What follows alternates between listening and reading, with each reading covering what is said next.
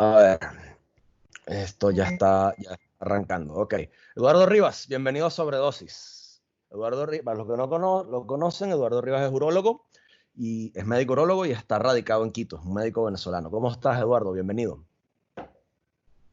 Bueno, muchas gracias, Alberto. Eh, Esperemos que podamos ayudarles con las inquietudes que tengas para que compartamos. Seguro que sí, seguro que sí. Antes de empezar a grabar, estábamos hablando un poco sobre el estado actual en el que está la academia, la universidad, el país, pero antes de llegar a eso, yo creo que la audiencia debería echar un poco, deberíamos montarnos en esa máquina del tiempo, en ese DeLorean e ir para atrás e irnos más o menos al año 2004, 2006, ¿no? Que es cuando empieza este problema de la salud venezolana a multiplicarse, que es cuando es el momento, el 2004 es el momento en el cual Fernando Bianco, estando en el Colegio de Médicos, acepta que venga para acá una misión médica cubana, ¿ok? Y le abre las puertas a la invasión de médicos cubanos que en realidad eran espías, ¿ok? Y gente muy mal preparada a encargarse de la salud bajo el pretexto de que nosotros los médicos no teníamos ningún tipo de sensibilidad social, de que nosotros éramos unos ricachones aburguesados que nos daba grima tocar a gente de un color más oscuro que el nuestro, ¿no? Tú tienes mucha más experiencia que yo, pues tienes más tiempo de experiencia de graduado y probablemente te tocó ver alguna de estas cosas, ¿no? Y al igual que el tiempo en el cual nos conocimos, que fue durante mis años de estudiante de medicina, que es un poquito más adelante, a partir del 2006, ¿no? En el cual pudimos ver cómo este gobierno, cómo el régimen y la dictadura chavista fue destruyendo lo que fue el sistema de salud venezolano. Entonces, ¿por qué no nos hablas un poco a nosotros y a la audiencia sobre qué ha pasado en materia sanitaria en Venezuela desde los últimos, abuelo rasante de pájaro, en los últimos años? Bueno, fíjate que lo que tú mencionas, digamos, yo iría un poquito más atrás, Ok. porque el tema es que una vez que gana Chávez las elecciones en el año 98, por supuesto que empieza a haber una especie de relación con Cuba muy, digamos, muy fundamental. Comienza una, digamos, yo recuerdo mucho cuando hubo la acción de la catástrofe de Vargas, porque fue rechazar de países, digamos, de primer mundo, para superar la crisis de la situación que estaba ocurriendo en el estado Vargas. Y lo primero que se hizo fue aceptar una ayuda de Cuba, de una supuesta, y ahí empezamos por credencial. Eco en efecto, estaban de Fernando. Bueno, aquí hay que hacer paréntesis. Fernando Bianco tiene desde el año 98, 99 siendo el presidente de ese colegio. Mismo tiempo que tiene Douglas León Natera, que es otro de los que ha demostrado no tener, digamos, Ningún tipo de mayor, escrúpulo. ningún escrúpulo en permanecer tan igual como el régimen en esa institución, deteriorándola.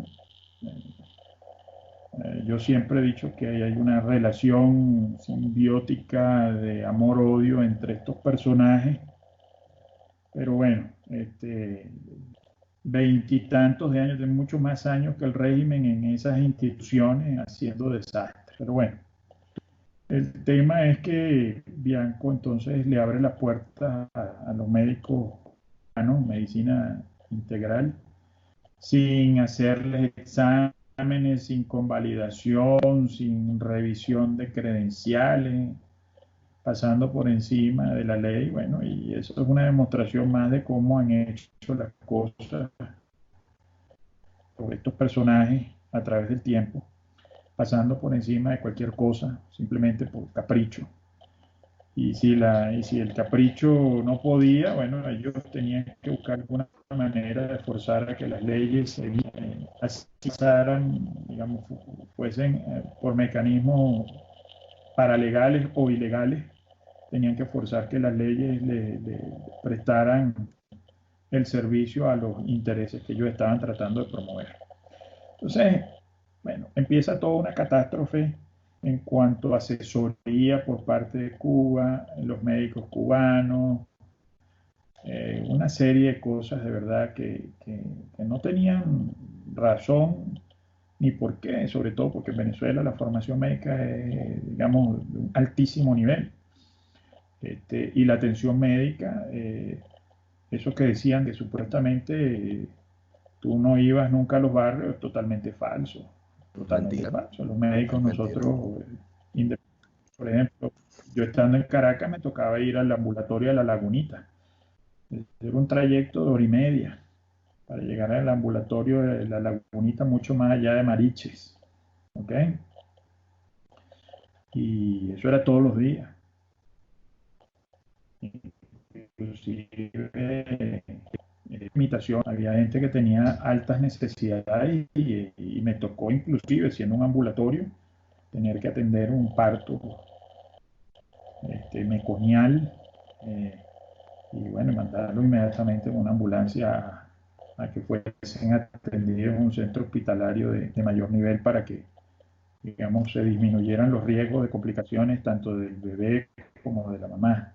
Eh, eh, entonces, mira, eso ha sido un deterioro continuo. Después se hicieron muchísimas cosas en cuanto a supuestos creaciones de centros de salud.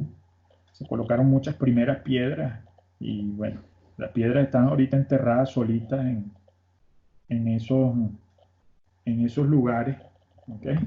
Porque no se construyó nada.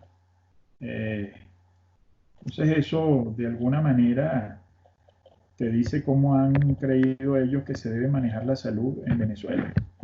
Todas las instituciones destruidas, la dotación inadecuada y no en tiempos, digamos, de la peor crisis. Te estoy hablando ya entrados el año 2001, 2002, 2003.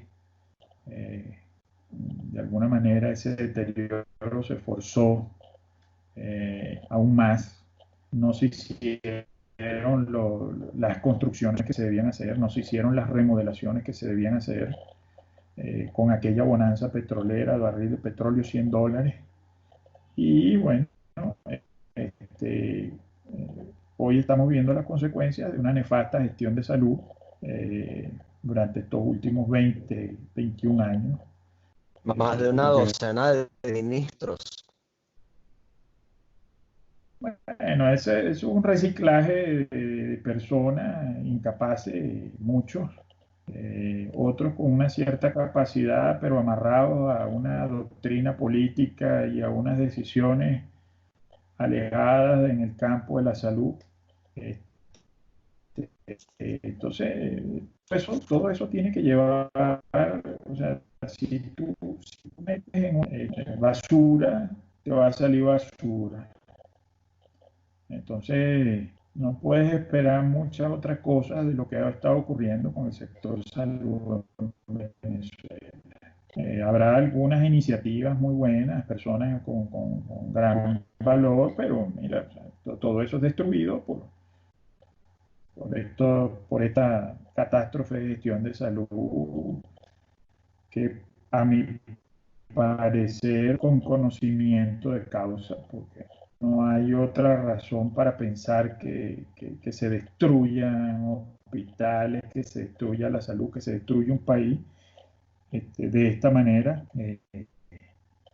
olvidándose de la gente, olvidándose del pueblo, olvidándose de sus ciudadanos. O sea, es una cosa terrible. Eso tiene que ver, eso tiene que ser por supuesto que adrede, a propósito, con toda la intención de destruir el país y de ponerlo a nivel de una doctrina comunista, eh, para de alguna manera igualarte a los otros países comunistas del resto del mundo y poder tratar de controlar a la sociedad.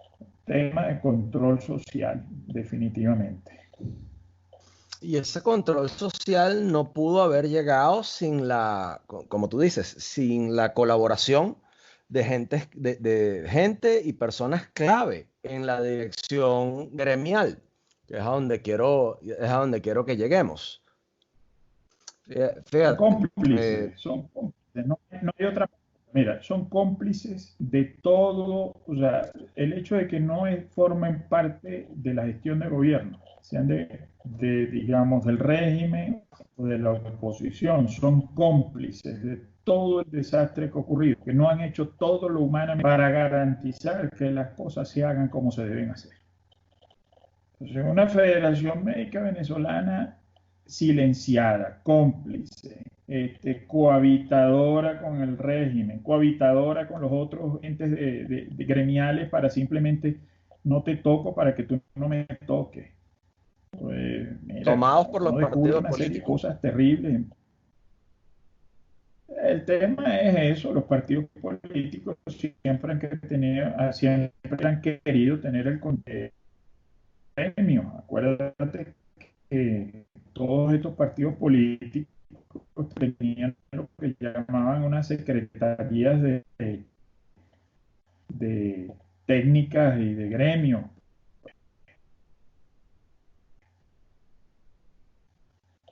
Las secretarías de profesionales y técnicos. Porque necesitaba el contexto de asociación de las mismas y por supuesto que viceversa, de que estas instituciones no estuviesen al servicio nada más del gremio, sino al servicio de las organizaciones políticas. Entonces, esto lamentablemente es lo que nos ha llevado a un desastre tanto del régimen como de la oposición, porque tú ves cuando tienes una oposición que es demasiado, digamos, en primera instancia incapaz, en segunda instancia complaciente. Y Me tuve que mover. Tuve un bajón de señal y me tuve que mover. Entonces, seguimos. Nos habíamos quedado, donde me quedé era que había una complicidad. ¿Podríamos retomar desde ahí? sin problema. Entonces, ¿tú me estás viendo? Sí. Perfecto. Entonces, fíjate, ha habido una gran complicidad por parte de estos personeros y de la oposición, en donde tú ves una oposición en donde demostraron esa complicidad, cuando tú ves la forma en la que digamos, la última Asamblea Nacional, iba a decir su directiva, y toda aquella situación con la oposición para elegir esa nueva directiva, en donde uno decidió negociar con el régimen, otro decidió aislarse, pero tú veías como esa situación te demostraba de que un gran número de personas que se hacían llamar oposición estaban en alineación con el régimen en muchísimas cosas, y no desde ese momento, sino desde hace muchísimo tiempo. Desde hace Entonces, años. eso. Entonces tú lo que estabas viendo en este momento simplemente es la punta del iceberg de lo que está ocurriendo. Mira, hay muchísimas, mira, relaciones familiares directas de dirigentes de la oposición con familiares que han hecho fortuna con negocios con el régimen, y no de ahorita, hace muchísimo tiempo. Era, si revisaran la lista de todos los negocios que hicieron y deshicieron con las listas de Cadivi, Sencoex y todos esos que tenían que ver con régimen cambiario. Mire, señor, aquí no se salva, no se salva el 95% de esa oposición. Y por supuesto el régimen 100%. Pero eso es un desastre. Durante años ellos le lanzaban, el chavismo resolvía los conflictos con las partes que podía negociar y llevar a un sitio cómodo a realazos. Eso siempre fue así. Y si no lo hacían a realazos, lo hacían por la intimidación y en última instancia con el homicidio. Eso es típico de los regímenes autoritarios, autócratas y violadores de derechos humanos. ¿Ok? En el caso peculiar del gremio médico pasa una cosa bastante tétrica, ¿no? Que es que quienes terminan pagando el plato roto no son solo los médicos, son los pacientes. Porque esa mujer, esa abuelita que llegaba, o ese abuelito que estaba ahí guardado en un hogar de cuidado con una infección urinaria que se van echando a perder, que se dañan y llegan todos sépticos y escoñetados a la sala de emergencia, solo tenía que atender uno. Y si no tenías si no tenías el Foley para poder hacerle un sondaje vesical, tenías que parir, no habían insumos, no había nada, y los líderes a cargo de ese tipo los que se supone que tenían que dar la cara por el gremio, no todos, pero los más importantes, estaban tranquilos en sus consejos de facultad, en sus direcciones de escuela, dirigiendo clínicas privadas, llevando adelante sus negocios de importación, mientras de una forma muy cómoda decían coño, que bolas los cubanos, que aquí los cubanos son malos, malvados cubanos, como si ese fuera solo el problema, ¿no? Y en muchos casos yo recuerdo que buscaban politizar, ¿ok? El asunto, ¿no? Pues si era que había un grupo de enfermeras no tenía las condiciones para poder trabajar porque no había agua y tal, bueno, hacen lo que nos hicieron a nosotros en el hospital, empezando poniéndonos las mesas técnicas, papas iguanos, para dejarnos quietos. Famosas mesas técnicas, lamentablemente, eh, y no se comprenden cuál era la intención. Mira, recuerdo yo que, que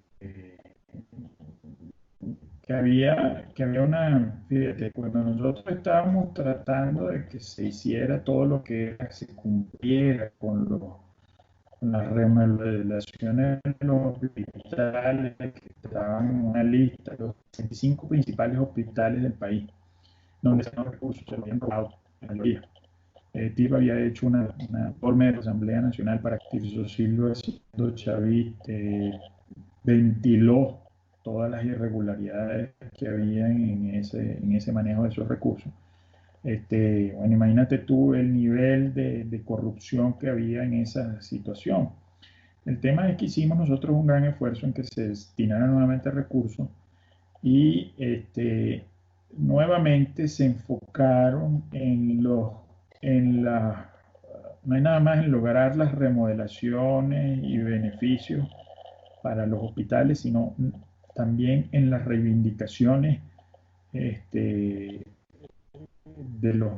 había mucho tema con el tema salarial, deudas acumuladas, eh, pero desde el punto de vista político era mucho más conveniente enfocarse en el tema del salario y de los beneficios y y de todo lo que tenía que ver con las reivindicaciones que entonces hubo una instalación de estas famosas mesas técnicas que lamentablemente se diluyeron porque una vez que se desenfocó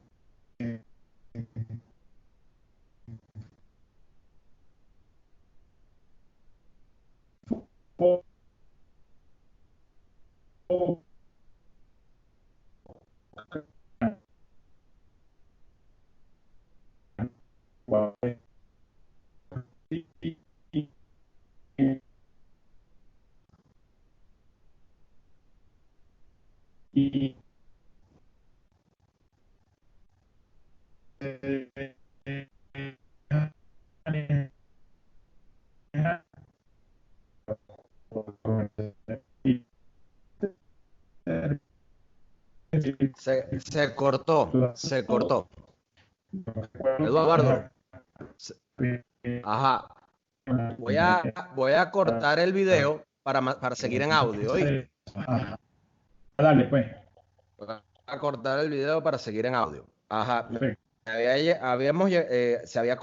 habíamos quedado en la parte de la mesa técnica, donde se empezó a cortar, que una vez que habían logrado, ¿qué era lo que habían logrado o sea, una vez logrado que era lo que marcaba el final de la mesa técnica?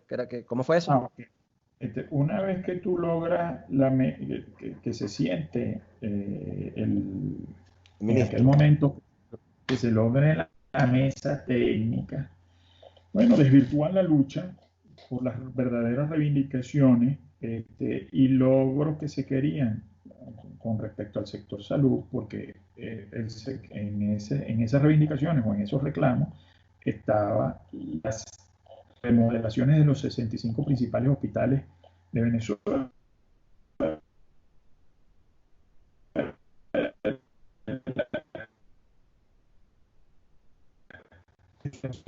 20, siendo chavista, ventiló toda esa corrupción.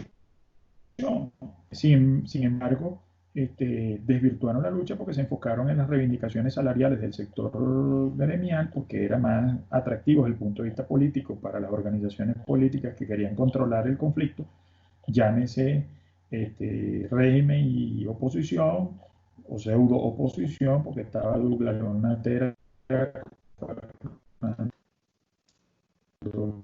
con esa situación.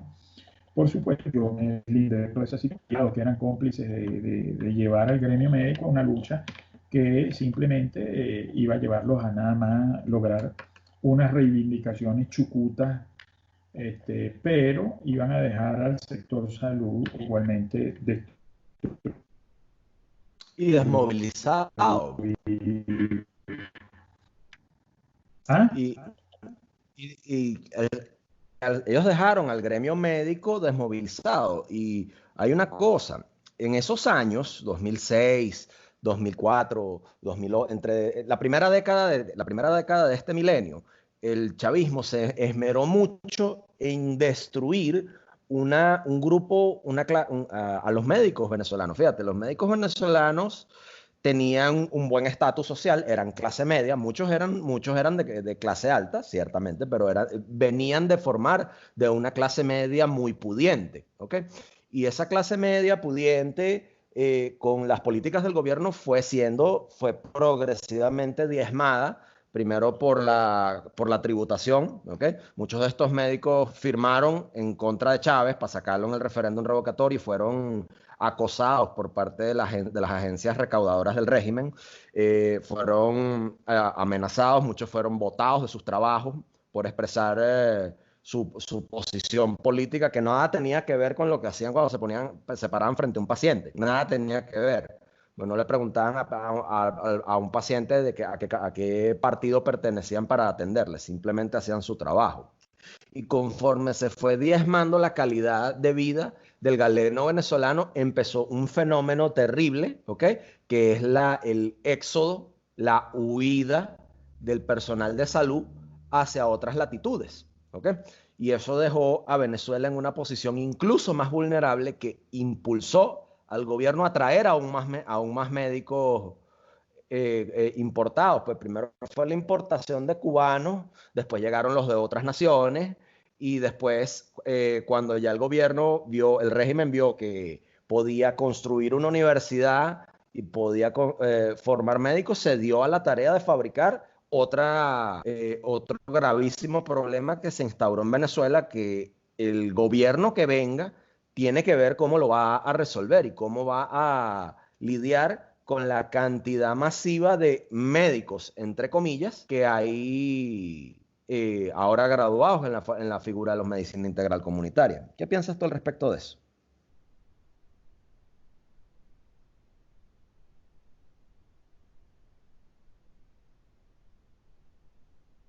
Que rescatemos al país una gestión de salud.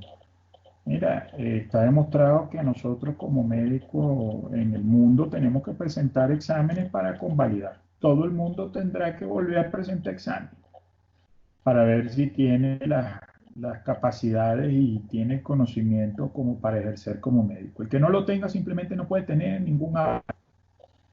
Entonces, esa yo creo que es la vía más expedita para depurar todo el tema de esos profesionales de la salud. Presentando examen que demuestre todo el mundo su conocimiento. En Y esa es la otros mejor países, manera que nosotros vamos a... en otros países los profesionales y los especialistas tienen que presentar exámenes periódicos. En Estados Unidos le llaman los boards, en España los llaman los exámenes de revisión, no sé cómo los llaman en Sí, Ecuador o en señor, Chile. así Y es. tengas los años que tengas graduados, lo tienes que presentar. Tengas las horas de quirófano que tengas, los tienes que presentar. Y yo he Tiene, notado hay una cierta, serie de situaciones, yo he y notado eso es cierta importante. Yo he notado una terrible reticencia por parte de personas en poder de decisión, en el gremio, diciendo, bueno, pues que si yo ya presenté eso y yo ya me gradué y yo ya salí de un título aquí yo me gradué por ejemplo, yo me gradué por ejemplo, de traumatólogo el Pérez Carreño. ¿Para que yo voy a presentar más exámenes a cada rato para decir que sirvo si yo pasé años ahí poniendo, operando y poniendo yeso y demás? Entonces, ese tipo de Bueno, reticencias dicen mucho sobre el acervo académico que nosotros podamos tener. Pues yo he notado una cosa y te lo digo como colega y te lo digo ¿ah? totalmente, ¿no? Yo te digo que ese mismo médico seguramente, o compañero de él, que seguramente han emigrado, han tenido que presentar todos sus exámenes y han tenido que pasar por procesos de selección y de convalidación y ahí no se han quejado. Y a más de uno lo habrán rebotado de algún sitio. Y ahí no se quejan. Entonces ahí tiene que ponerse, sincerarse el hecho de que hay que hacer evaluaciones a todo el personal de salud para verificar actitudes y nivel necesario para ejercer la profesión a la cual en sus universidades han obtenido los créditos. No significa que todo el mundo, a pesar de su momento, de que se haya graduado, tiene que presentar sus exámenes, tiene que acreditar su conocimiento ante el organismo rector de salud y eso se tendrá que hacer en algún momento. Yo pienso igual que tú. Yo soy partidario de que eso se haga, de que aquí se hagan exámenes periódicos, de que aquí se instaure algo como los boards. Y quisiera saber tu opinión. Fíjate, antes en este país, digamos, tú eres urólogo. Antes de hacer urología, tuviste que haber hecho cirugía o una residencia asistencial, ¿no? Hay ciertas prelaciones Uh-huh. para ciertas subespecialidades médicas que ahorita tenemos en gravísimo déficit y que dichas prelaciones, como 2 años de residencia y demás, podrían ser incorporadas al programa de residencias que hacen las universidades calificadas para otorgar estos títulos, y hay una reticencia gigantesca a querer hacerlo, hay una resistencia, una negativa ante querer incorporar a profesionales a un sistema en el cual podrían tanto hacer su residencia asistencial y los años de prelatura para poder optar a la especialidad como en cualquier otra parte. Fíjate, en España, si tú quieres entrar en urología, tú pasas 1 año y medio haciendo cirugía general y después entras en tu posgrado de urología relajado, pero hasta que tú no pases Uh-huh. tu año de cirugía, no cruzas urología. Entonces empieza un vicio que yo he notado en la academia, que es que no te metas en mi cátedra. Con lo de la cátedra autónoma y el cuentico de las cátedras autónomas y de que aquí no se quiere revisar pensum, no se quiere revisar currículum, no se quiere instaurar una reforma no para que los estudiantes y los aspirantes al cursante de posgrado pasen más fácil, sino para facilitar la oferta que la universidad tiene como responsabilidad de profesionales y especialistas que la población necesita. Entonces, yo quisiera saber cuál es tu opinión o sea, ¿qué piensas tú al respecto de eso? La gente, deberíamos tener relajar un poco las prelaciones para las Es bien subespecialidades. importante.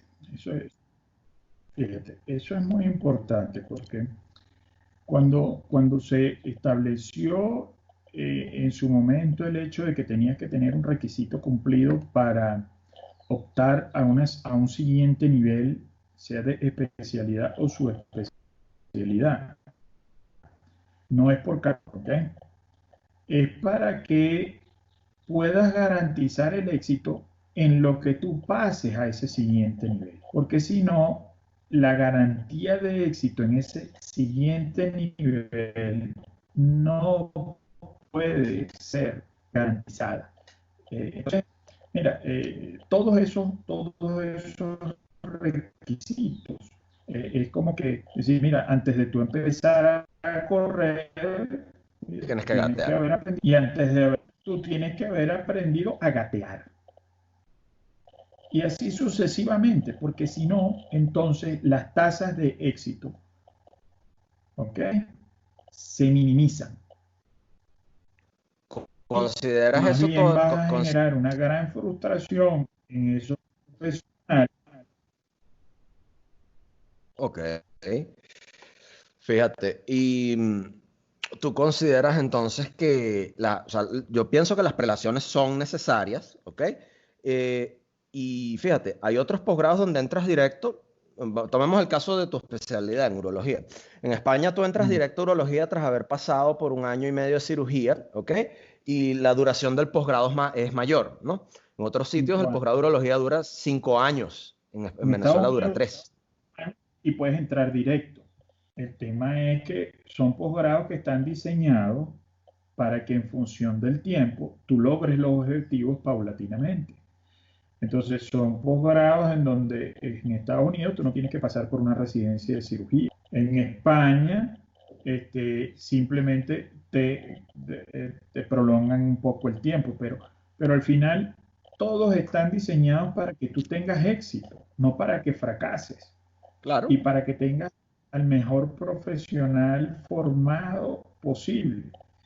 Entonces, ver las prelaciones como algo para simplemente generar un obstáculo o para...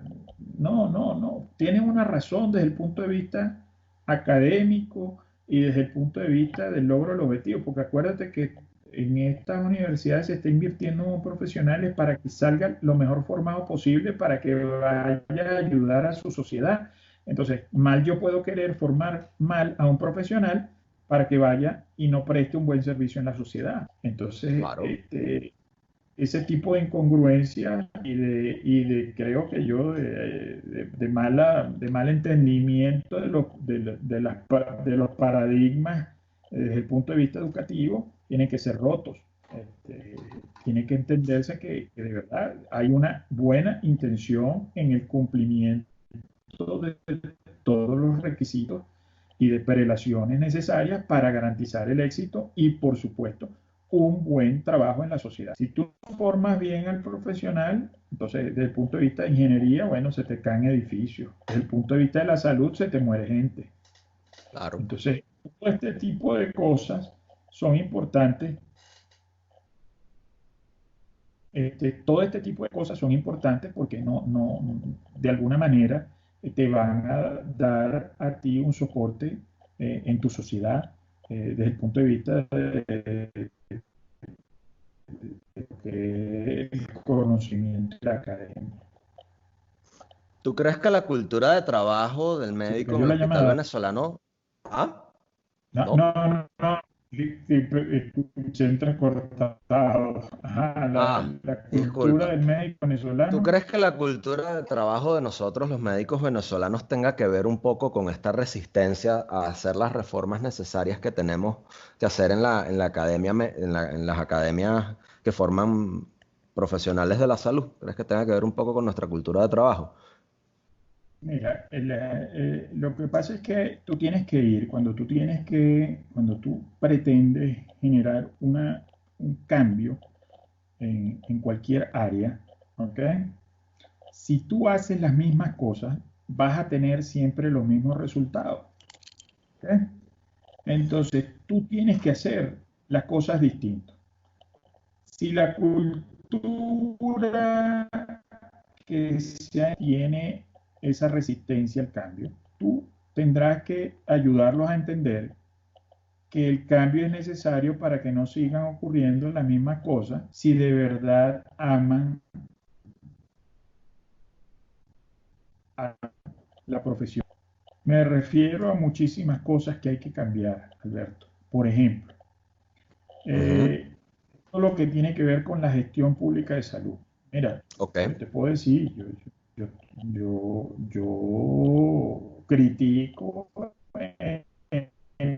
enormemente el ¿Puedes, régimen puedes yo repetir desde que el año se 2003, entrecortó? ¿Puedes repetir que perfecto, se sí, te repito. entrecortó? Sí, claro, claro, claro. Fíjate, en cuanto al tema tengo para ponerte este ejemplo, desde el punto de vista de lo que es la gestión de gobierno y el régimen, en cuanto al tema de la salud, y eso no significa que nosotros como médicos lo estemos haciendo bien, o la oposición o quien se haga llamar oposición lo esté haciendo bien. Y te digo esto porque por ejemplo, yo que critico algo desde hace muchísimos años, yo nunca he apoyado estas políticas del gobierno desde el año, pero te puedo decir, tiene que cambiar esa percepción de cómo debe ser el trabajador de la salud, ¿ok? Porque en el área pública tú necesitas el apoyo del médico. Por ejemplo, eso de que nosotros lo conocemos y nosotros tenemos que liderar con el ejemplo, Alberto. Por ejemplo, muchos médicos van a los hospitales que ya están graduados, que son profesionales, y van en un ratico a los hospitales, no pasan ni una consulta, van nada más a reunirse con los estudiantes y dejan toda la carga del hospital a los residentes. Eso hay que acabarlo. Eso se tiene que terminar. Yo siempre he Eso se estado de acuerdo tiene con que eso. terminar, chicos. Cuando yo era Eso es una estudiante, maldición. yo siempre me fijaba, disculpa que te interrumpa, un inciso que quiero hacer. Cuando yo era estudiante, yo siempre me Si fijaba. usted preste sus 6 horas, pase su consulta, apoya a sus estudiantes, apoya a los de posgrado, si tienes un rol, cumple con tu rol de... En mis años, fíjate, en mis años como estudiante, a lo mejor, oyes, Sí, después, ahorita te perdí un instante, pero te escucho.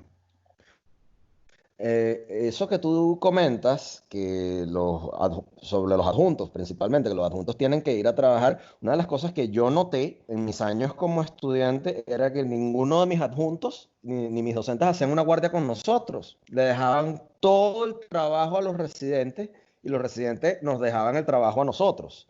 Iban de ratico, algunos sí se quedaban, pero y eso me genera mucho contraste principalmente con los colegas que se graduaron conmigo y se fueron del país, que me dijeron al comenzar su experiencia laboral fuera del país, que estaban sorprendidos porque el adjunto trabajaba con ellos en la emergencia, en la sala, tuve adjuntos sacando gases arteriales, poniendo sondaje vesical, llenando una historia, haciendo la nota posquirúrgica, haciendo curas. Y recuerdo, yo Una tengo un labor amigo que es docente. exacto, y eso en muchas formas se perdió aquí, y yo pienso que se ha perdido en Venezuela en parte por no solamente quiero pensar que es por incentivo monetario de que a los médicos venezolanos y a los que están en docencia médica les pagan una miseria, no solamente es por eso, sino también por el hecho de que tú y yo trabajamos en el Hospital Vargas, trabajar ahí no es el sitio más idóneo para trabajar. Las condiciones para trabajar en los hospitales venezolanos peor que en el hospital de guerra. O sea, tenemos que lidiar con pacientes que se nos enferman de dengue nosocomial, tuberculosis nosocomial, O sea, nosotros tenemos cifras absolutamente vergonzosas que en cualquier otro país cerrarían el centro de salud. Totalmente, totalmente, estoy totalmente de acuerdo. Ahora, lo que sí es que esa observación que te hicieron estas personas que salieron es porque, mira, vale, tiene que existir tenemos que generar la cultura del cumplimiento del horario, chico. Y si la gente no cumple el horario, tendrá que ponerle un reloj biométrico o tendrá que ponerle un pase de tarjeta. Pero no puede ser que aquí la gente piense que puede hacer lo que le da la gana en cualquier ámbito, independientemente. Mira, si la resistencia al cambio para que nosotros podamos apuntalarnos hacia unas políticas de salud del primer mundo son altas, señores, con esa gente, si no se endereza, lamentablemente no podremos contar, tendremos que buscar la manera de contar con aquellos y de incorporar a aquellos que sí crean en que nosotros debemos cambiar las cosas para mejor. Y quienes no se integren, bueno, que se vayan a su privado solamente, pues, pero no pueden pretender ir al sector salud público a hacer lo que les dé la gana. Pero Por es eso que es lo que, que aprenden en el sector público también lo aplican en el privado. Y fíjate una cosa que yo aprendí, esto es una historia, un cuento de terror que te voy a echar, como el que te había echado cuando estábamos fuera del aire, ¿no? Esto es un cuento de terror que casi me cuesta a mí no graduarme, ¿ok? Casi me cuesta a mí el retrasarme un año de graduación. Estaba yo en el Hospital Pérez Carreño en mi rotación de cirugía. Y habían dos pacientes, yo estaba en la sala de mujeres de cirugía, habían dos pacientes, te lo pongo sencillo, paciente A, paciente B. A paciente A no le dan las plaquetas para llevarlo a mesa operatoria. ¿Qué me dijo el adjunto? ¿Qué me dijo el adjunto? Sácale sangre a paciente B y la rotulas con el nombre de paciente A, porque si se chaflanea, eso es peor del anestesiólogo. Un adjunto. Dios, Yo me ahorro los nombres por cuestiones éticas, ¿ok? Yo me rehusé. Yo le dije, doctor, ¿usted sabe lo que le puede pasar a ese paciente si se complica en la mesa operatoria? Bueno, nosotros hacemos servicio de cirugía, no de anestesiología, que el anestesiólogo resuelva.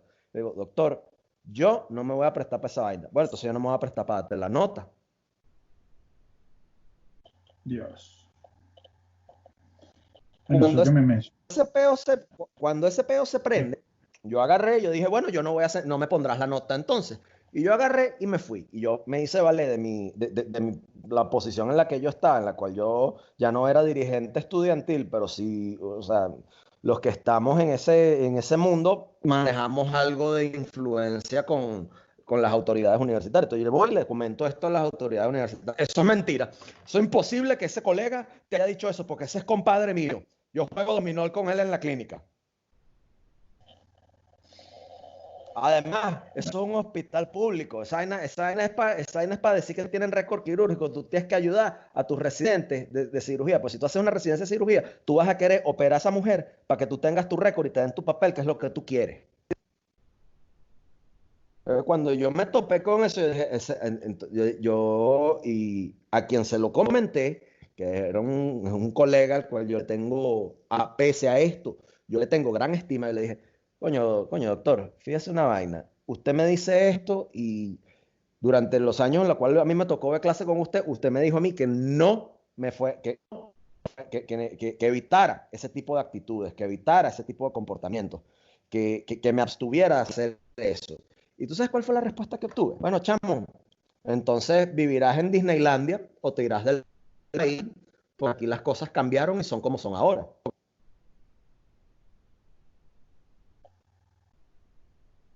No, Entonces, hay que cambiar mucho. Yo creo que nosotros tenemos un reto muy grande de reconstrucción de todo, porque lo que está ocurriendo en Venezuela no es nada más una degradación política, social, económica, es una degradación moral, o sea, una degradación de la esencia del ser humano en muchísimas instancias. Y hay que hacer un trabajo bien arduo en recuperar todo eso. Este, no y eso está no se fácil. va a lograr, eso no se va a lograr en un año, en dos. No, El daño moral que le hizo el chavismo al país es una cuestión de décadas. pero tienes que actuar de manera firme, Totalmente de sin acuerdo. muy flexibilidades, porque tú lo que quieres lograr es un cambio profundo en el menor tiempo posible, que sea duradero. Entonces, bajo esa premisa, tú tienes que actuar con firmeza, con coherencia. Tú tienes un componente formativo de gerencia, ¿no? Por el IESA, ¿correcto? Exactamente, sí, señor. Una maestría en administración de empresas, Excelente, formado en excelente. salud pública, la gerencia de salud pública también. Yo hice gerencia farmacéutica en la Escuela de Farmacia de la Universidad Central y quiero pedirte tu Yo opinión, llegué a ya dar que estás más... clases en el grado de mercadeo. Ah, Hice un tiempo de clase como profesor asistente. fíjate tú, qué bueno, fíjate tú. Yo quería preguntar, esto es una pregunta que yo le hago siempre a la gente que trabaja en gerencia de salud pública. Lo que aprendiste en contraste con lo que has visto en la administración pública. ¿Qué lecciones qué lecciones te has podido llevar y qué podrías compartir con nuestra audiencia al respecto? Entre eso que se aprendió, el deber ser El y lo que conocimiento. vemos, ¿ok? Bueno, fíjate que siempre de todo lo que tú aprendes, está más o menos demostrado que tú vas a utilizar entre un 10 y un 20% de ese conocimiento aplicado en donde vayas. ¿Ok? Entonces, mira, muchas veces no lo utilizas todo. ¿Ok? Puedes aprender muchísimas cosas de optimización de recursos, haciendo cálculos matemáticos, optimizando producción, optimizando uso de recursos, muchísimas cosas. El tema está en que siempre vas a tener una brecha entre la realidad y lo que son los conceptos. ¿Ok? Siempre vas a tener una brecha. ¿Cuál es tu rol como médico? Bueno, imagínate tú, yo soy el médico, el número 5, el quinto médico que se graduó en el IES en 35 años. ¿Ok? Wow. Quinto médico. Después, bueno, vinieron otros más, poco a poco, que se entusiasmaron después de haber visto que un médico sí podía lograr formarse en el área de gerencia. Después de mi experiencia, porque mi experiencia fue bien conocida y bien divulgada en el IESA, en el sector de salud privado. ¿Okay? Qué bueno. Entonces, eso abrió las puertas a muchísimas personas que después se formaron. Pero te cuento esto porque siempre tu rol va a ser es cómo tú aterrizas lo que aprendiste, ¿ok? En el área de administración, gerencias de gerencia pública o lo que hayas aprendido, con la realidad. El médico que se forma en esto tiene una gran ventaja porque entiende el sector salud, entiende la medicina, que es distinto cuando lo hace un ingeniero. Entonces uno O un puede militar. lograr esa integración. Sí, claro, o un militar, uno puede integrar estas dos cosas, estos dos mundos, de una manera mejor, de manera de tener un gran equilibrio en la gestión de salud. ¿Ok? Nunca va a ser perfecto, a menos de que tú logres en función de que las cosas, esa brecha se reduzca. ¿Ok? Pero digamos Ok. que en principio tú eres de lograr unos objetivos en la gestión de salud. Este, eh, por ejemplo, en mi experiencia, yo lo que te puedo decir es que yo lo utilicé mucho en la protesta médica. Yo estaba formado en el área de administración, tenía experiencia como director de instituciones de salud y yo utilicé esa experiencia sin que nadie lo supiera con el objeto, con la intención de lograr los objetivos se hiciera en el sector salud. Y por supuesto que hicimos un gran esfuerzo, cerramos un poco esa brecha sin ser tomadores de decisiones, que esa es la parte más difícil, y nosotros tener, como quien dice, la toma de decisiones, pero logramos muchas cosas interesantes. Ahora, te puedo decir que lo que yo recomiendo, honestamente, no son ingenieros formados en administración de salud para gestionar la salud. Los ingenieros son terribles administradores de salud, no comprenden la dinámica científica ni la dinámica médica.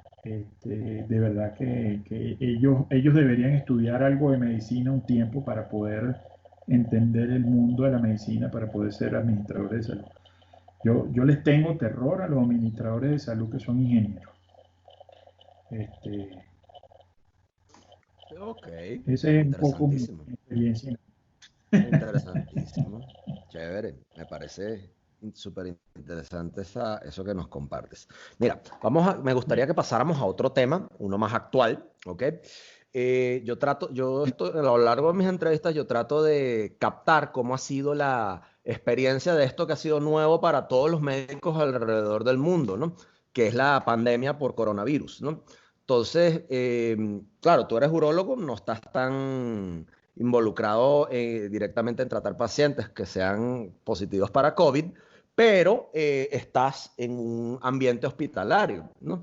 Y me imagino que nuevas medidas de bioseguridad, las nuevas medidas que tenemos que tener las personas que estamos en el personal de salud, los trabajadores de la salud, tenemos que cuidarnos, ¿no? Entonces, ¿cómo ha sido eso para ti en estos últimos meses? Porque realmente ha sido algo que nunca habíamos vivido como médicos.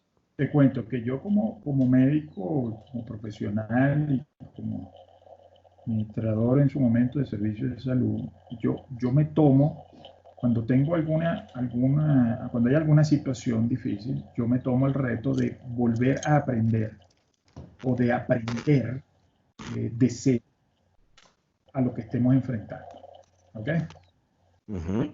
Te menciono esto, que en el COVID uno tiene que estudiar para poder tener idea de qué es lo que está ocurriendo, a pesar de que sabemos que no está toda la información posible disponible, ni se pueden realizar todos los estudios necesarios para poder entender esta pandemia y este virus. ¿Okay? Entonces, una vez dicho esto, te cuento que, por ejemplo, lo que a mí me motivó a estudiar un poco el tema de COVID y reforzarlo fue el hecho de la capacidad que tenía este virus de diseminación tan veloz. ¿Okay? Ujú. Y me puse a leer sobre lo que eran las recomendaciones que había escrito en su inicio China y la OMS. Eh, a mí me llamaba muchísimo la atención que ellos, a pesar de que nosotros veíamos videos en donde la situación en China era terrible, catastrófica, personas cayendo al piso en la calle, falleciendo, el personal que atendía en el área de la salud con aquellos trajes, eh, digamos, de protección bien de nivel 3, Ujú. y toda una serie de cosas, de alguna manera, bueno, ¿cómo yo puedo estar viendo estos videos y cómo la OMS recomendaciones insulsas, insípidas, y de alguna manera incoherentes ante la realidad que estábamos, de lo que estaba ocurriendo en China? Eh, Ujú. eh, yo empiezo a investigar y veo que inclusive hay recomendaciones de que si tú no tenías síntomas, no usaras el tapabocas. Nada, nada. Yo decía, pero ¿cómo le van a recomendar a una persona que no tenga síntomas que no use el tapabocas? Y bueno, y leía y leía y leía. Recuerdo yo que empecé a investigar sobre porque yo decía, no puede, tiene que haber algo más en esto. Ok. Varios. artículo científico de la diseminación del virus. Esto fue Explosiva. ya tarde,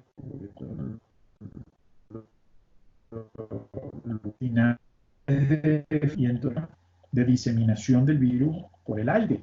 ¿Okay? Y había unos estudios en donde se hacía un análisis de cuánto perduraba el virus, digamos, activo en distintos tipos de superficies. Entonces, yo decía, bueno, la OMS dice que esto no se disemina por el aire, pero aquí hay un estudio, porque ellos decían que las gotas eran gotas pesadas y caían al piso antes de 3 metros. ¿Ok? Cosa que es incierta, porque cuando tú estornudas, toses o hablas, se producen aerosoles que salen a altísima velocidad. Cantidad, en cierta... Exacto. Entonces, la doctora Bouroriwa, que es del MIT, demostró que las microgotas, no las gotículas son las más pesadas, pues, las que tienen mucho más allá de 5 micras, las que caen al piso por peso antes de 3 metros. Las microgotas son menos en el aire con carga y se pueden, al menos en ese estudio demostraron que podían llegar mucho más allá de 8 metros. Leí otros artículos en donde había esa diseminación por el aire se había dado con oftalmólogos. Y empecé a indagar. Y bueno, pude ver que hay una diseminación por el aire que la ha negado la OMS en muchísimos protocolos, que apenas la han reconocido, que ocurre hasta menos de 3 metros porque la relacionan con las macrogotas.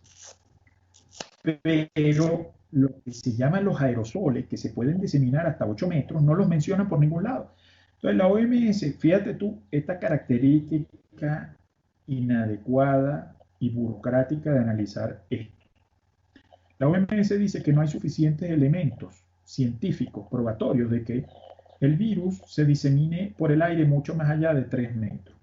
Oye, pero si aquí tienen un estudio que dice que las microgotas pueden diseminarse mucho más allá de 8 metros. Ah, no, pero es que como no son estudios con pacientes que tienen el virus, como no son estudios multicéntricos, como no son estudios de N cantidad de pacientes, entonces ellos los descartan. Señor, esa es una forma inadecuada de ver el vaso vacío. Esa es la forma de ver el vaso medio vacío. En una pandemia en donde tú no conoces al virus, todo lo que puedas ir conociendo, tienes que utilizarlo fuertemente como elemento para apalancarte, para tus acciones a futuro. Pero tú no puedes, sin conocer esta pandemia, conocer este virus, pretender que haya mucho más información de la poca que se está construyendo hoy día. Entonces utiliza la que tiene. ¿Qué hace la OMS? No es concluyente para ella. Eso es erróneo, por eso es que la OMS, un organismo burocrático de personeros designados a dedo por presidentes de cada uno de sus países, que no son ninguno científicos y mucho menos son expertos en el área de la salud, coño, lideran, como quien dice, las sugerencias a nivel mundial de lo que debe hacer los científicos. Mire, señores, lamentablemente yo te voy a decir algo. No estoy de acuerdo en cómo la OMS ha manejado en nada esta pandemia. La información que manejan es totalmente, digamos, es incompleta, totalmente incompleta.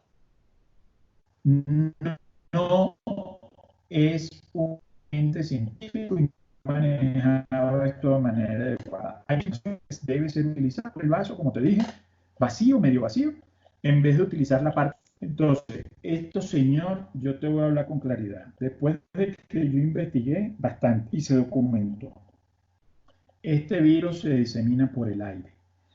Y si el viento ejerce alguna influencia sobre el área donde están las microgotas, lo disemina en mucho más distancia de 8 metros. ¿Ok? En segunda instancia, puede persistir muchas superficies hasta 5 días. Otra de las cosas que en la OMS ahora ha dicho que el virus se dice, que no tienen evidencia suficiente para decir que el virus se disemina a través de la superficie. Nuevamente ven el vaso medio vacío. No agarran y utilizan la parte llena para un instrumento, por lo menos, de tener elementos. Y bueno, dije, mira, yo no tengo los elementos para concluir, pero mira, tengo una información que me dice que es muy probable que esto esté ocurriendo. Pero es que ni siquiera eso lo dicen, ¿ok? Entonces, sí se disemina por superficies. El otro tema, hay que utilizar tapabocas y lentes de protección, porque las microgotas, si te caen en el ojo, ¿ok? Te pueden contagiar, ya está demostrado.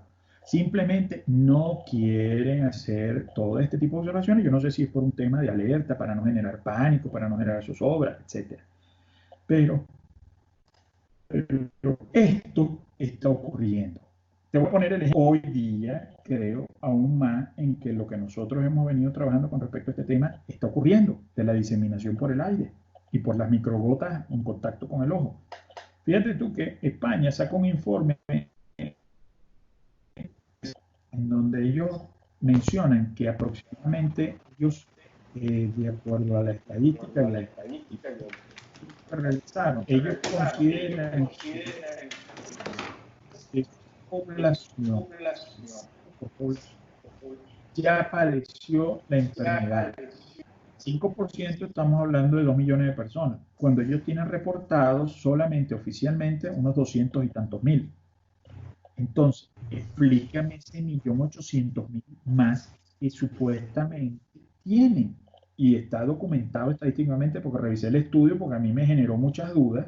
Yo decía, bueno, 100%, si hay tanta población que está contagiada. Bueno, resulta que el nivel de pacientes sintomáticos y de posibles contagios asintomáticos o de pocos síntomas es altísimo, altísimo. Y son personas a las cuales nunca les han hecho la prueba. Cuando se les hizo la prueba a la población en estudio para determinar cuánto era la seroprevalencia, bueno, encontraron que en total, por supuesto, estoy dando los totales, un 5% de la población esté contagiada y ya haya pasado el virus con síntomas leves o síntomas o asintomáticos. Entonces, explícame tú cómo se contagiaron ese 1.800.000 personas. Ah, si no es por la diseminación por el aire, que es brutalmente veloz, rápida, y que de alguna manera pudiera explicar esta diseminación, es la única manera. Este, A mí, pero a a los mí me resultados, llamó, fíjate, a mí me llamó la atención, estos aportes que nos estás dando son buenísimos. A mí me llamó la atención una cosa que yo pienso que ha pasado muy por debajo de la mesa. Am, Fíjate, los dos somos médicos y los dos sabemos que cuando, sin ser epidemiólogos, sabemos que cuando hay un brote de cualquier enfermedad, uno lo primero que tiene que hacer es definir el caso, ¿ok? ¿Cuáles son las características del caso? ¿Ok? ¿Qué es un caso probable, qué es un caso sospechoso y qué es un caso confirmado? Y en el caso de esta enfermedad, del coronavirus, el COVID, o como le quieran poner el nombre de la nomenclatura actual, ¿no? La definición de caso fue desacertada desde el comienzo. Las pruebas rápidas, los primeros kits de pruebas rápidas que se fabricaron y que salieron al mercado tenían una tasa de falsos positivos increíbles, ¿ok? Y que muchos, y lo que han comentado muchos médicos alrededor del mundo, ¿no? Que es que cualquier caso de sintomático respiratorio lo están tratando como un caso positivo de COVID, aumentando más la casuística y en algunos casos, quizás no en Latinoamérica, en Estados Unidos, en Reino Unido y demás, los médicos y las instituciones pueden recibir hasta bonificaciones por hospitalización en casos de coronavirus. Eh, entonces, yo también considero que la forma en la cual nosotros desarrollamos la casuística, definiendo qué es una persona enferma de COVID, nunca fue bien acertada. Y eso ha no, y llevado estoy totalmente a... contigo, Alberto. Fíjate tú que muy interesante que pocas personas se dan cuenta de ese detalle que tú estás mencionando. Fíjate que eso fue una de las primeras cosas que yo alerté cuando empecé a decir cómo era, qué era lo que estaba ocurriendo con el aire, qué era lo que estaba ocurriendo con el porque yo decía eso, yo decía, señor, la definición de caso no toma en consideración ni define por ningún lado cuál es ese caso o paciente asintomático o con pocos síntomas. Te definían nada más el sospechoso. El sospechoso era aquel que tenía 3 o más síntomas, que había tenido contacto con alguien externo, que había tenido contacto con algún paciente, etcétera. Pero nunca mencionaron, entonces, al caso asintomático o con pocos síntomas, que es un caso bien importante, que es la parte, es más, ahorita, hoy día tiene un 50% del peso en todo lo que tiene que ver con la diseminación de la enfermedad. Porque Claro, porque precisamente, esos son los que están contagiando. claro, están contagiando sin saberlo. Entonces, el tema es cómo en ninguna de las definiciones de la OMS, y te puedo decir que en ningún protocolo de los que he leído muchísimo, está esa definición. Y ojo, yo lo he escrito desde hace tiempo, tiene que definirse, tienen que incorporarlo. Entonces, ¿por qué? Porque la única manera que tú pares los contagios es que tú detectes a ese porcentaje de pacientes con pocos síntomas o asintomáticos con las pruebas y puedas aislarlos. Si no, entonces no vas a tener control verdadero de la diseminación de la enfermedad. Entonces, eso es bien importante que se considere. Bueno, por supuesto que yo he gastado bastante saliva en eso, pero no voy a dejar de No, decir no que hay lo que hemos hablado dejarlo, no hay que dejar de y que decirlo porque hay muchos, yo considero también que hay muchos colegas que caen en el efecto rebaño, ¿ok? Al adherirse estrictamente a las convenciones de la OMS, aun cuando eso les genera cierto grado de disonancia cognitiva. Ellos dicen, bueno, es que ellos son la autoridad, yo no me puedo poner a enfrentar a una organización como la OMS y tal. Y yo, bueno, porque la OMS es lo que tú dices. En la OMS, así como hay médicos, la gran mayoría no son médicos, son ingenieros, son sociólogos, son políticos, son gente colocada ahí que uno no sabe de dónde vienen, ¿no? Y nos ha traído una serie de consecuencias, pues no solamente es la cuestión de nosotros en el ejercicio, es que esta pandemia se ha traducido en un canje de las libertades civiles de muchas personas y de millones de personas, de toda la humanidad alrededor del mundo, cuántos están dispuestos a intercambiar por la sensación de sentir seguros. Entonces hemos visto detenciones arbitrarias, vemos que las calles en algunos países las patrullan con drones, hemos visto o sea, médicos que van presos, o sea, bueno, hemos visto un backlash, eh, una represión por parte de los estados aplicando unas en esto políticas de vas a distanciamiento social. Adelante. en esto vas a ver muchas aberraciones, Alberto. Ya. Y esas aberraciones pasan por muchas circunstancias. La primera circunstancia es el miedo. Es el miedo, ¿por qué? Porque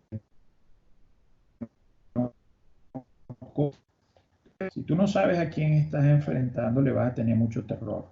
Lo segundo, ese miedo está fomentado por unos resultados, ¿ok? Unos resultados de letalidad bien importantes de esta pandemia. ¿Por qué? ¿Qué es lo que pasa? Cuando tú analizas la estadística que formalmente difunden los países, tú haces un análisis y en la mayoría de los países la letalidad ronda el 10%. Cuando tú dices 10% de letalidad, ¿esto qué significa? Esto no es más que de cada 100 pacientes que se contagian, ¿ok? 10 mueren, ¿ok? Entonces, hay unos países que tienen más, otros países que tienen menos, pero más o menos ronda ese valor. Entonces, ¿qué sucede? ¿Quién en su sano juicio, está dispuesto a asumir que en su sociedad esta enfermedad no se controle y se siga diseminando, generando una letalidad del 10%. Entonces hay un gran terror por eso. Cuando tú tienes sociedades que no están bien educadas en cuanto a seguir patrones eh, y digamos en los que la conducta social, si no todos, si todos no actuamos de la misma manera, todos vamos a terminar en malas condiciones. Eso es mucho del dilema del prisionero. Es que Sí, tienes que obligar a todos a que entiendan que si todos no hacemos las cosas bien, estamos condenados a sufrir las consecuencias. Entonces, hay sociedades en donde la gente entiende, como por ejemplo Corea del Sur, en donde su sociedad entiende, en donde Japón su sociedad entiende y comprende, en donde su gobierno también quiere tener un poco de flexibilidad, pero se han dado cuenta de que esa flexibilidad lamentablemente está trayendo las consecuencias de nuevos repuntes de la enfermedad. Y ahí es donde yo nuevamente menciono, ¿y por qué repunta tan rápidamente? Porque, señores, la respuesta, esto se disemina por el aire y nadie le ha dado la gana de asumir que esto está ocurriendo desde el punto de vista formal por instituciones internacionales. Entonces, ¿qué pasa? Como tú, yo digo, acaso Venezuela, y tiene una población que está pasando hambre, ¿ok? Que no tiene recursos, porque no tiene trabajo, porque no tienen empleo, porque el salario básico es, es una miseria, son $2 mensuales. O sea, menos de $2. exacto, pero $2 mensuales. Entonces tú tienes una sociedad que está oprimida, que está doblegada, que está arrodillada y que Desnutrida además e inmunocomprometida. destruido, no hay gasolina, no hay luz, no hay agua, que son principios fundamentales para mantener también la salubridad, forman parte de los derechos humanos básicos para la salud. Señores, no tienes eso, no tienes transporte, no tienes educación, no tienes, o sea, no tienes viviendas dignas, no tienes servicios públicos de aseo adecuados. Señores, lo que yo, por lo menos, veo es que está ocurriendo. Uno, ya venía, como quien dice, ocurriendo una cuarentena forzada, producto de la situación catastrófica que estaba ocurriendo en Venezuela, una cuarentena forzada. Y dos, estaba ocurriendo también producto de que no hay escasez de gasolina, entonces el transporte interestatal está limitado, ¿ok? Ahora está mucho más limitado porque la escasez es terrible. Entonces, ¿qué pasa? Ya ahí tú tienes unas medidas que venían ocurriendo sin necesidad y cuando llega la pandemia, entonces empiezan a esparcirse o la tasa de diseminación ha sido baja, pues. ¿Por qué? Pero eso no significa que haya sido baja porque no haya la enfermedad. Ha sido baja porque está, como quien dice, prácticamente aislada de foco, porque no hay gasolina, porque en cierta forma viene cumpliéndose una cuarentena forzada, pero lo que yo avisoro es que va a haber una catástrofe en lo que haya el crecimiento de la curva exponencial. Uno, porque ha habido el comportamiento del venezolano, por ejemplo, esas imágenes que tú ves de Katia Petare en los mercados, en la En calle, el o sea, interior, los motorizados en las colas de gasolina. hacer gasolina, para hacer las compras, o sea, todo eso son focos de diseminación.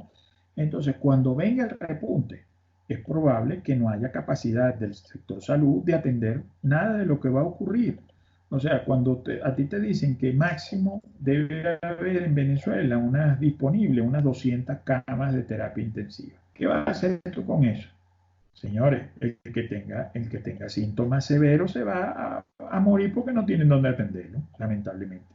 Sí, Este, eso es una catástrofe lo que se avecina, probablemente para Venezuela. Dios quiera que no Dios sea quiera que así, no, que Dios quiera que no, aparentemente Dios quiera que estemos equivocados. o que aparezca un tratamiento. No, no, no, yo no estoy equivocado. Yo te voy a decir algo. Yo no estoy equivocado de que el crecimiento de la pandemia en Venezuela va a ser brutal.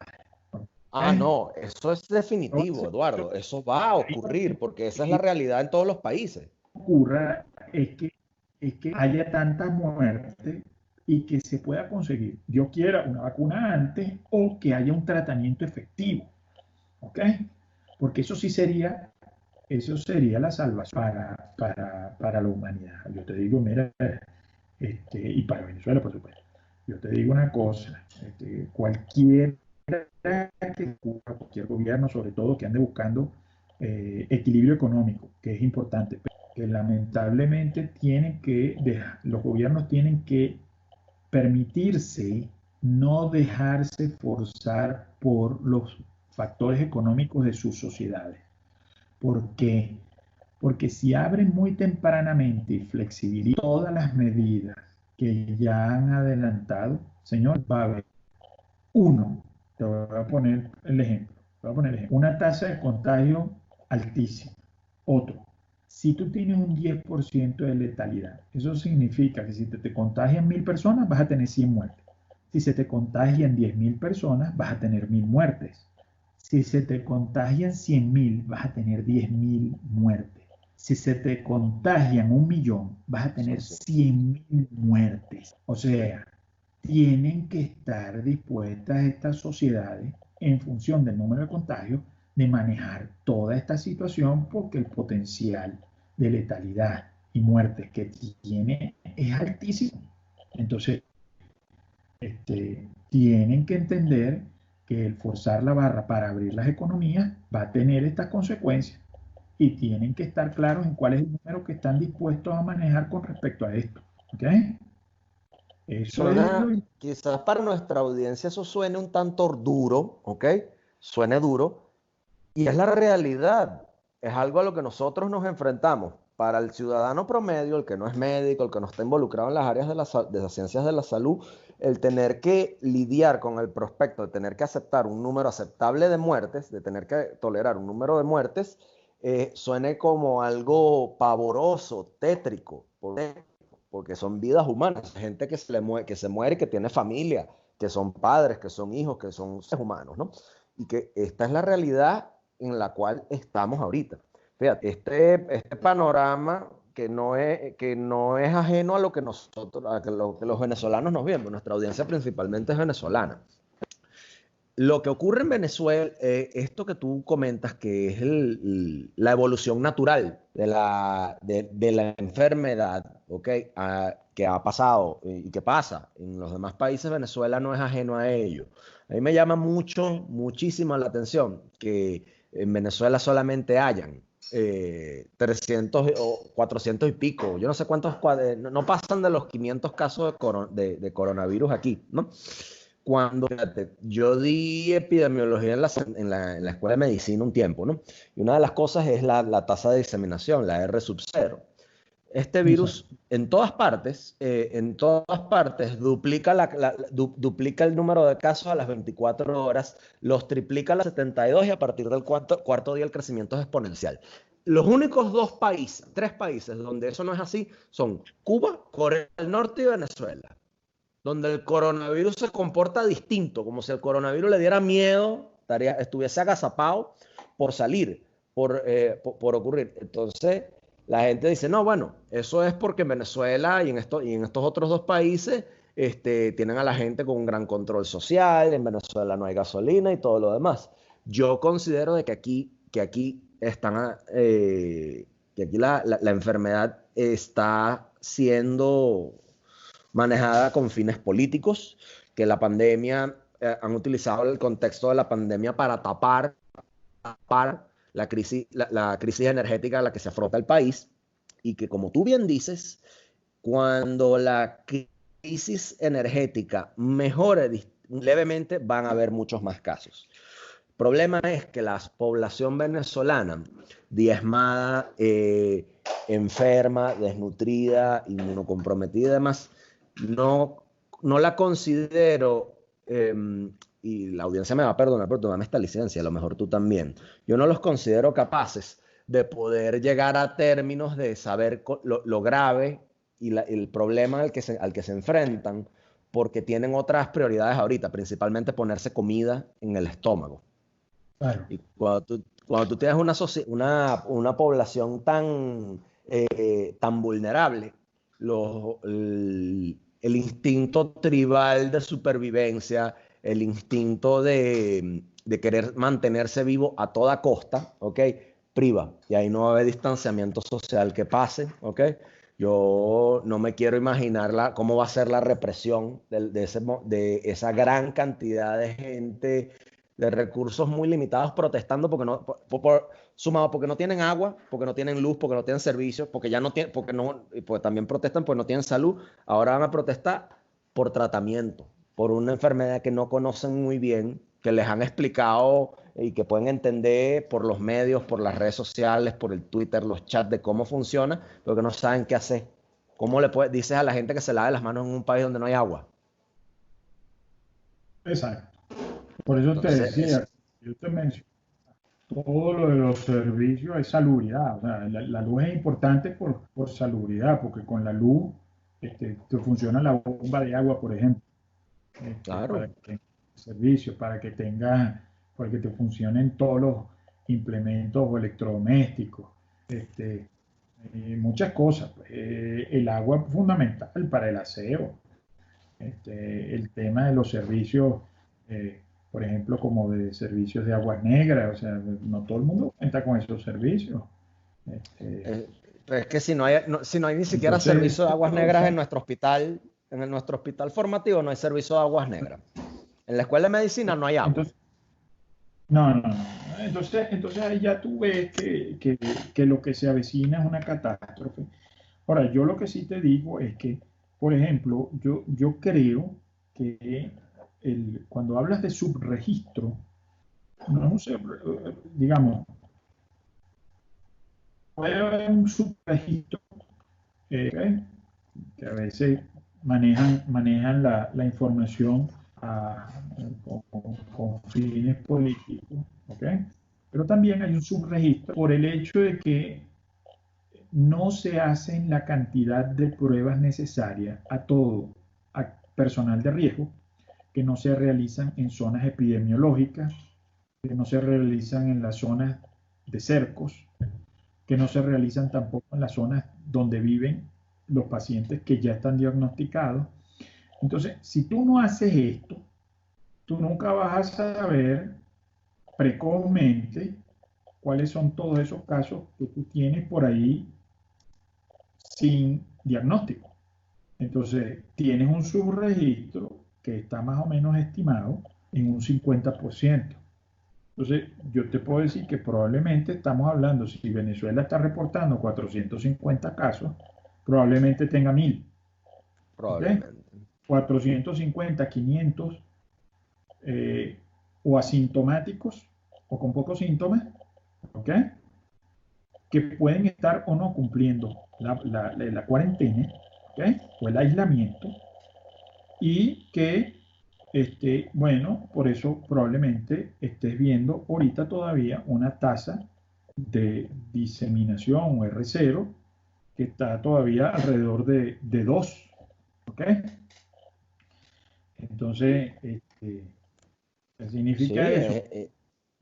Entonces, tú ajá. lo que vas a ver es que por X periodo de tiempo semanal, yo más o menos he visto el comportamiento semanal, el de semana, en el transcurso de una semana es más o menos de 2 el R0.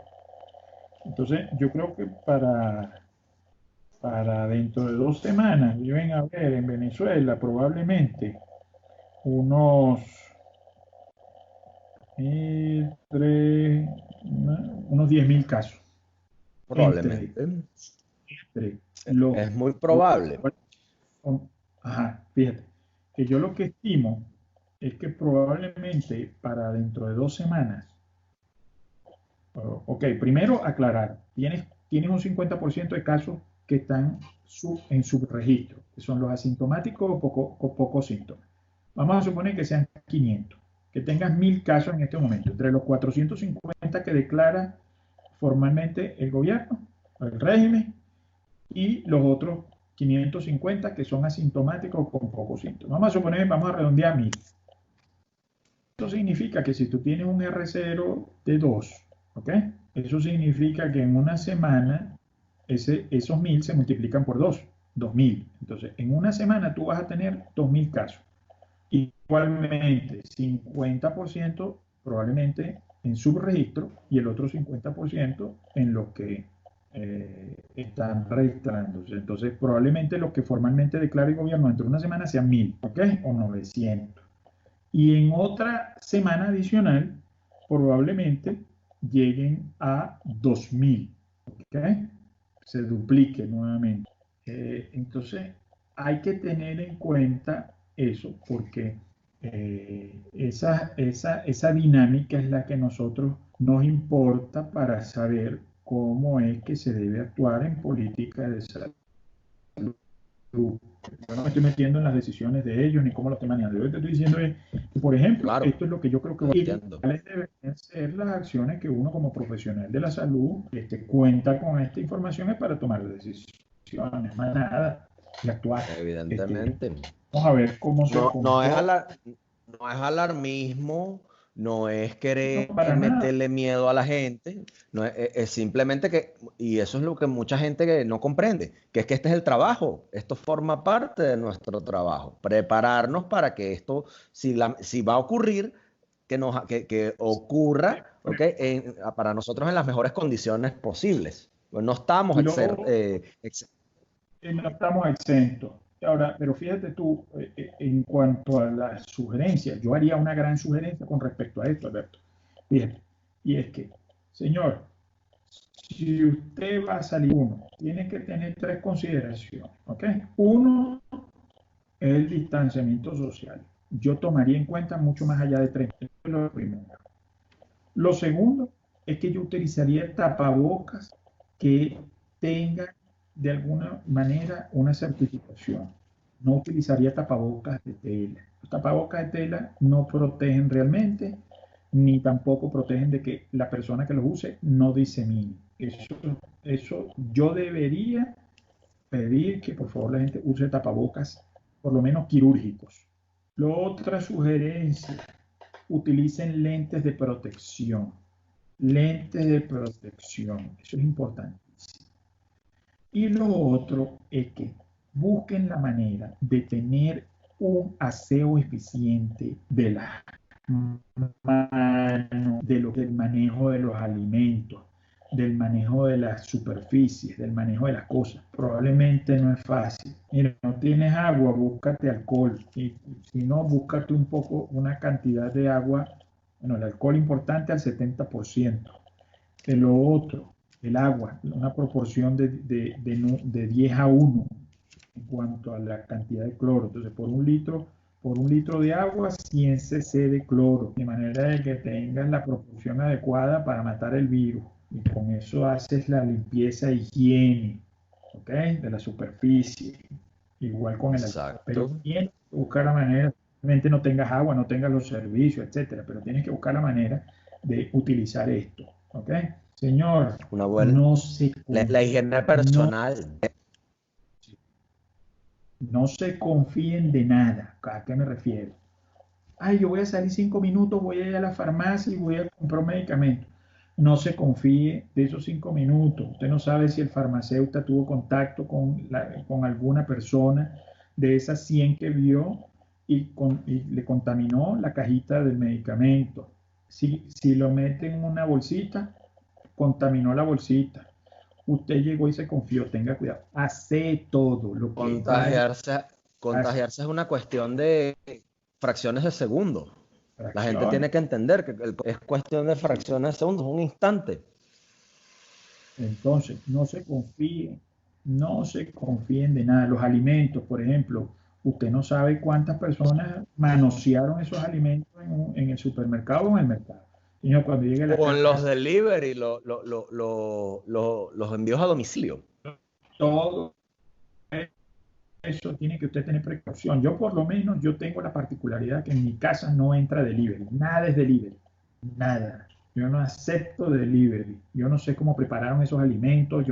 Nada, lamentablemente me van a disculpar las personas que trabajan con el tema de delivery, pero yo por lo menos particularmente no me confío. Entonces, no tengo manera de garantizarme 100% la higiene en eso, entonces yo simplemente, la persona, respeto a aquel que quiera Entiendo. utilizarlo y que Comparto tu quiera criterio.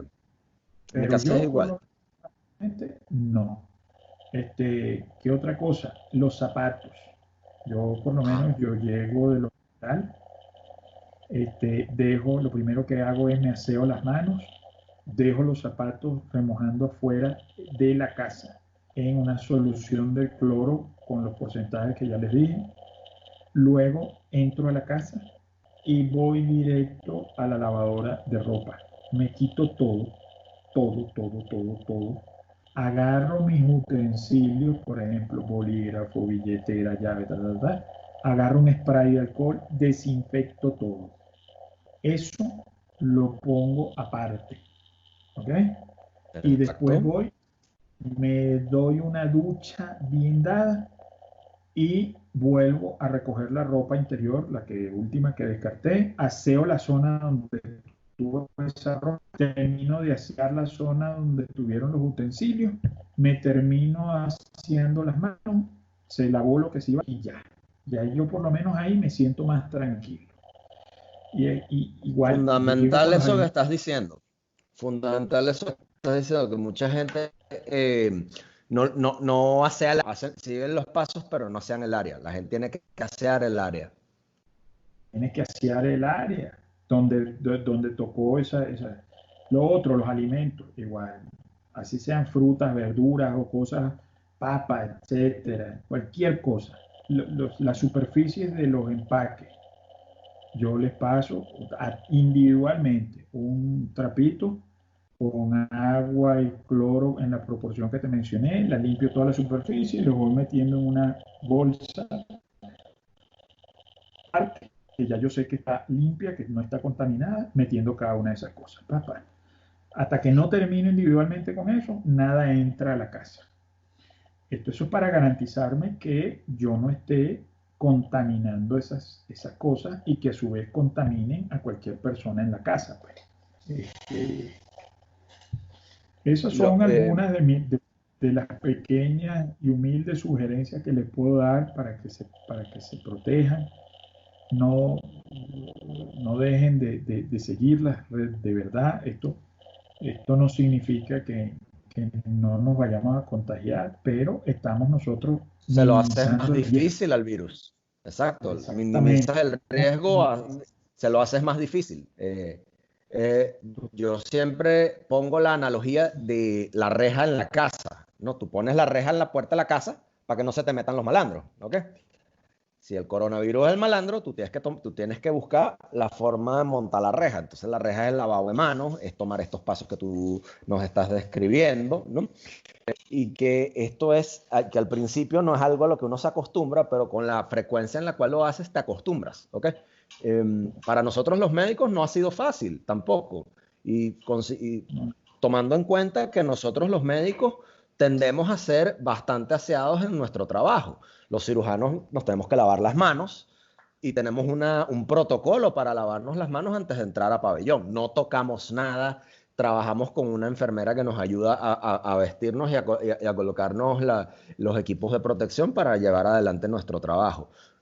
Con eso no le decimos a la audiencia que se tienen que colocar en una escafandra para vivir, no, pero tienen que tomar No, en cuenta estas recomendaciones. En Internet, la maravilla del Internet, ahorita ustedes buscan recomendaciones para coronavirus, de seguridad y salud y consiguen cuántos recursos hay y buenos, de gente calificada, capacitada, como el doctor Eduardo, como yo, ¿okay? Que podemos dar este tipo de recomendación. Eduardo, te pregunto, em, ¿qué piensas con respecto a el futuro al que nos enfrentamos después de esta pandemia? Pues esto tiene un final, definitivamente esto tiene un final, ¿no? Yo siempre le hago la pregunta a los colegas y he obtenido respuestas de distinto tipo, ¿no? Muchos me dicen, no sé, otros tienen otros son optimistas, otros son fatalistas, ¿no? ¿Dónde te ubicas tú? Tú lo habías comentado un poco cuando nos habías explicado un poco la proyección de lo que iba a ser la pandemia en Venezuela. En De lo general, que pudiera ser.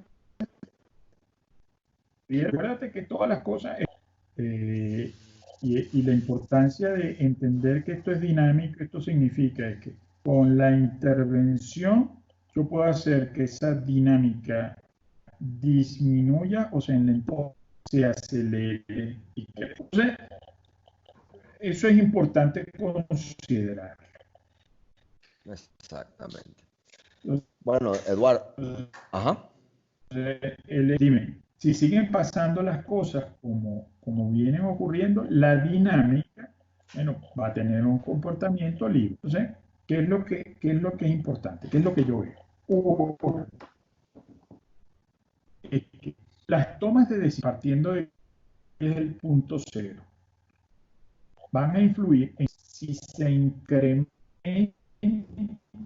el número de casos, si se recupera la economía, si se empiezan a ocurrir situaciones distintas, pero eso dependerá de los tomadores de decisiones.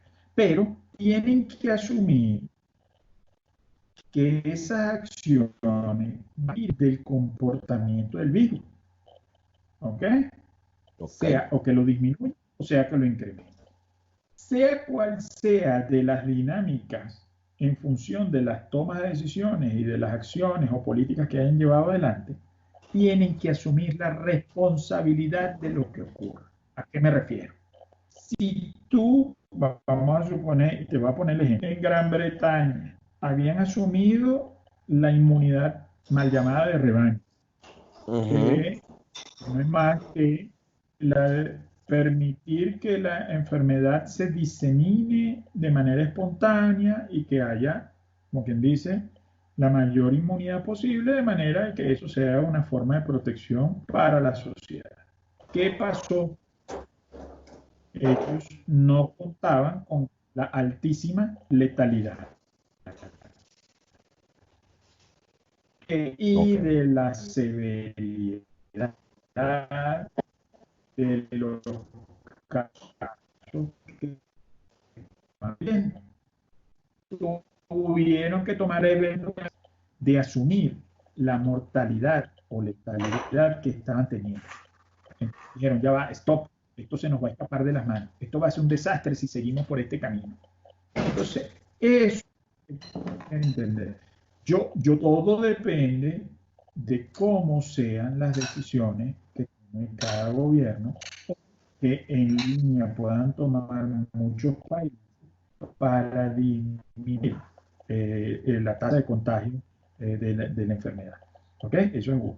Lo que yo sí creo es que esto vino y se va a quedar un buen tiempo. Yo probablemente creo que esto, si se hace bien, probablemente este virus persista con nosotros mucho más allá de 2 o 3 años.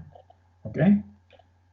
¿Qué es lo que yo creo que tiene que apostar esta sociedad? Porque ¿qué es lo que pasa? Si este virus no tuviera esa altísima, mira, tú pudieras tomar otro tipo de acciones, pero ¿qué es lo que con esa altísima letalidad, tú tienes que apostar por conseguir rápidamente una vacuna o conseguir muy rápidamente un tratamiento efectivo? Porque si no, pasa la dinámica que te dije. Si tú tienes 100.000 contagiados, vas a tener 10.000 muertos. Y si tienes 1 millón de contagiados, vas a tener 100.000 muertos. Ahora, tú lo que tienes es que estar claro hasta cuándo tú puedes, como quien dice, asumir la responsabilidad de lo que pueda ocurrir. O sea, ¿cuál es tu número? ¿Cuál es? Exacto. ¿Cuál es la ¿Ok? razón? Demonios. Entonces, no, yo voy a apostar a que voy a esperar a que aparezca la vacuna. Si se cae la economía, bueno, a mí no me importa, a ver, funcionaremos lo mínimo necesario, pero yo no quiero que mueran mis compatriotas, por ejemplo. Hay otros que te dicen, mira, bueno, nada, vamos a activar, vamos a protegernos mucho, pero vamos a reactivar la economía de las cosas básicas y vamos a empezar así. Entonces, bueno, vas a seguir teniendo contagios, pero no vas a tener un número muy alto, pero vas a seguir teniendo letalidad en tu porcentaje de ocurrencia. Hay otros que, bueno, que se atreven, que son mucho más, como bien dice, que han logrado R0 por debajo de 0, por ejemplo, Corea del Sur, que Ajá. logró un cero bien bajo, se confiaron, cuando flexibilizaron, bueno, tuvieron un repunte. Igual Wuhan, igual ocurre con todos los países que han decidido flexibilizarse. Fíjate, a mí me ponen mucho, cuando yo tengo estas discusiones, me ponen el ejemplo de Suecia. Yo digo, Ajá, pero quería preguntarte por tu opinión sobre Suecia. Sacaste las bueno, palabras de la boca. pero dame la letalidad de Suecia. Tienes una letalidad igual, de alta. Ahora, ¿están dispuestos a asumirla? Bueno,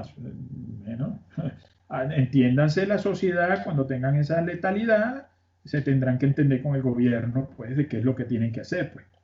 Este, porque todas esas aperturas han traído un repunte del número de casos. Suecia tiene ese ejemplo. Revisen los números, porque hablan de... y fíjate, el otro ejemplo. Suecia, fíjate cómo ponen el ejemplo, que tiene la tasa de mortalidad más baja. Pero señor, Ajá. tasa de mortalidad, en este caso, para los que, para los que leemos del tema y que de alguna manera nos metemos, la tasa de mortalidad no tiene nada que ver con esto. La tasa de mortalidad es el número de casos que ocurren en un tiempo determinado sobre la población total. Entonces no me venga con ese cuento, o como tú la definas, pero la tasa de mortalidad no es el punto clave en este momento. La tasa de letalidad es la que es importante, porque es la que tiene Exactamente. que ver con, con cuánto es el porcentaje de los que fallecen producto de un número X que se conoce. Eso es lo importante. Entonces tú ves aquí a los eruditos economistas hablando de tasa de mortalidad. Señores, eruditos de la economía, váyanse para su casa y dejen de opinar en cosas que no saben. De verdad, De acuerdo contigo. dejen a los que saben que hagamos a ustedes en la toma de sus decisiones, pero no se metan, no se pongan a opinar en cosas que no tienen ni idea. De Vamos verdad. estamos, yo estoy totalmente de acuerdo contigo, Eduardo. Entonces, Lo que dicen muchos economistas con respecto a esto, poniendo ciertas aquí cosas, o es sea, bien ah, importante.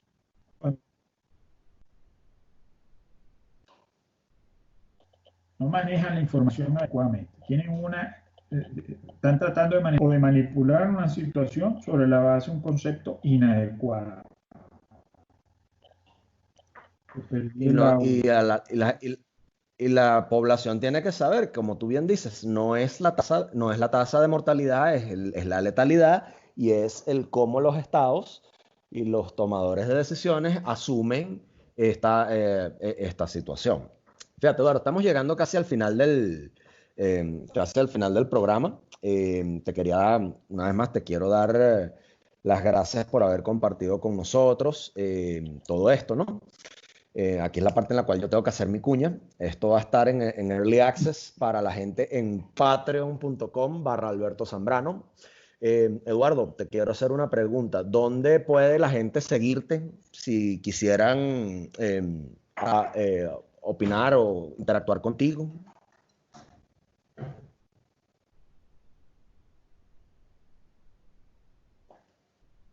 Bien, mi cuenta de Twitter, que es de, de, de